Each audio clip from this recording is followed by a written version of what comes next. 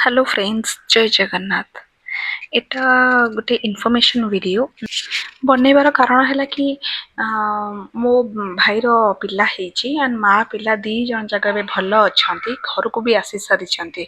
तो मुझे भिडियो आरंभ भी बनवाई चाहूँगी कि आम मैंने बहुत स्ट्रगल कर बहुत लोक को पचारिचु एमती प्रेगनेंसी प्रॉब्लम हेले कौन कराए बट आम कि भी क्या इनफॉरमेशन पाई नथिलु केवल डॉक्टर ठारू।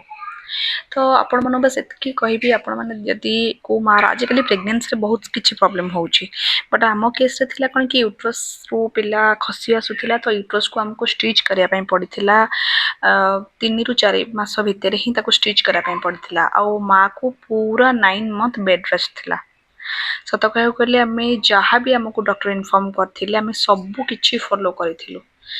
देखो लोक जिते बड़े माटे शोब बहुत किसी बहुत कथा कहे स्पेशली गाँ मानक कहे कि आम भी पिला जन्म करचु एत लेखा पिला जन्म करचु आम तो शोई नथिलु काम कले पिला एक्टिव रुए। सत कहूचे सेमती किछि भी नाही पिला हमर भल थिला भल वेट अछि सब किछि भल होइछि। बस डॉक्टर और भगवान को विश्वास रखंतु।